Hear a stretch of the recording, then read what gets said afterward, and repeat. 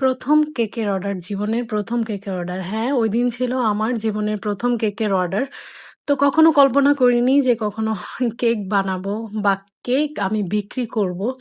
তো আলহামদুলিল্লাহ ওই সৌভাগ্য আমার হয়েছে। তো অনেকেই আমার কমেন্ট করতেছিলেন একটা শর্ট ভিডিও দেওয়ার পরে যে, "আপু আপনার ১ম কেক বানানোর ভিডিওটা দেখতে চাই।" আসলে আমি ফুল কোনো ভিডিও করিনি।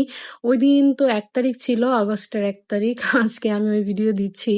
কারণ আমি সত্যি বলতে আমি যে ভিডিওটা এডিট করব, ভয়েস দিব ওই সময়টুকু আমি পাচ্ছি না বা আলসামি বলেন, সময় পাচ্ছি না। ২ টা মিলিয়ে কেন জানি এখন আর ইচ্ছা করে না ভিডিও আপলোড দেই। আমার মাঝে মধ্যেই এমন হয়, আমার মতো কার এরকম হয়?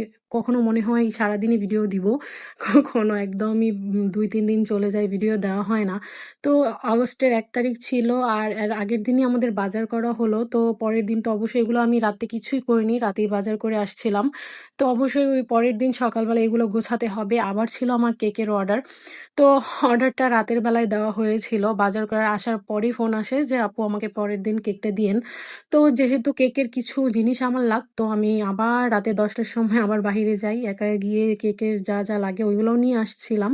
তো এই তো কেকটা আমি কিন্তু সকালে ঘুম থেকে উঠেই আগে তো ইয়ানা, ইনায়া ওরা ঘুমাচ্ছিল। তো তখনই আমি কিন্তু উঠেই আগে কেক ২ টা বেক করতে দিয়ে দিছি। দিয়ে তারপরে এই যে বাজারগুলো আমি সুন্দর করে গুছিয়ে নিচ্ছি যেগুলো যেখানে থাকে।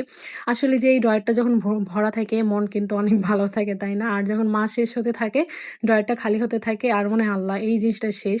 তো যাই হোক ওই কেক দিয়ে তারপর বাজারগুলো গুছিয়ে এখন এই যে ২ জনকে খাওয়ায়ে ফেললাম। এইটা মনে হয় আমার সবথেকে বড় কাজ। ওরা ঘুম থেকে উঠলে আগে টেনশন থাকে ওদের কি খাওয়াবো, ওদেরকে কি খাওয়াবো, কখন খাবে এইটা নিয়ে। তো ওই টেনশনও শেষ করে ফেললাম। শেষ করে এই যে জিরা যেগুলো ছিল ওইগুলো আমি ধুয়ে ফেলছি। ধুয়ে এখন রোদে দিয়ে আসবো। আর আমার দেখা যায় এই জিরা যদি আমি একবার করি আমার প্রায় ১.৫ মাসের মতো চলে যাবে। আর দেখা যায় অনেকদিন করাও হয় না। এটা একটু ঝামেলা লাগে। দেখা যায় প্যাকেটও কেনা হয়ে যায়। তো যাই হোক জিরাগুলো দিয়ে আমি দুপুরে রান্না একদমই সিম্পল রেখেছি। যেহেতু আমার মানে আ কাজ আছে তো আমি বেশি ঝামেলা আজকে করিনি। ইয়ানার আব্বুকে বলছি। তো ওর তো এক ডায়ালগ ডাল করেন, আলু ভর্তা করেন। তাকে যদি কিছু জিজ্ঞেস করি যে কি করব? তার একটাই কথা ডাল আলু ভর্তা। যাই হোক ওকে আবার আমি যা দিব তাই সে খেয়ে নিবে। কোনো সমস্যা নেই আমার এদিক দিয়ে। আলহামদুলিল্লাহ। তো এই যে আমি ভাতটাও বসিয়ে দিলাম, ডালটাও বসিয়ে দিলাম আর আলুটাও আমি সিদ্ধ করে ফেলছিলাম। তো এগুলো আমি বললাম না যে সকাল উঠে যেগুলো আমি করতে পারবো আমি সবগুলো করে ফেলছি।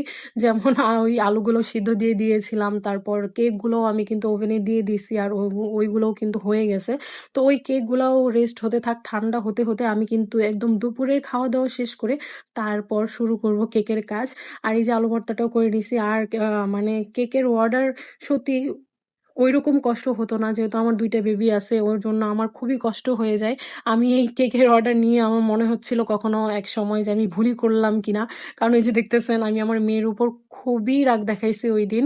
আর ইয়ানা তো কেক খুব পছন্দ করে আর আমার হাতের কেকও মাশাআল্লাহ ও খুব পছন্দ করে। সে তো কেক খাচ্ছিল, ক্রিম খেয়ে ফেলতেছিল। এইজন্য সে খুবই বকা খাইছে আমার। আর যেহেতু আমার ছোট বেবি আছে, ও জ্বালাচ্ছিল। ইয়ানার আব্বু না থাকলে তো আমার আরো বেশি কষ্ট হতো। অনেকটাই কষ্ট হয়ে গেছিল কেক বানাতে। তারপরেও কি আমার মেয়েকে আমি অনেক বকা দিছি। যে দেখতে পারতেছেন এখন অনেক আদর করতেছি। কি করব মন তো মানাইতে পারি না। কেকটা সন্ধ্যার সময় ডেলিভারি দিয়েই আমি ওর জন্য আবার চলে আসছি একটা কেক বানাতে। দেখতেই পারতেছেন I love you ইয়ানা আম্মু লিখছি। কারণ ওর মনটা খারাপ ছিল। ও তার এই যে বান্ধবীর বাসায় খেলতে চলে গেছিল। ওই ফাঁকে আমি ওর জন্য একটু সারপ্রাইজের মতো করে ফেলছি। তো এইটাই ছিল আমার ১ম কেকের অর্ডার। আসলে আমি তেমন কোনো কেক বানানোর সময় ভিডিও করতে পারিনি। খুবই তাড়াহুড়ায় ছিলাম। এইটুকুই ছিল। তো যদি ভালো লাগে অবশ্যই একটা লাইক করে দিবেন, কমেন্ট করে জানাবেন কেমন লাগলো। আল্লাহ হাফেজ।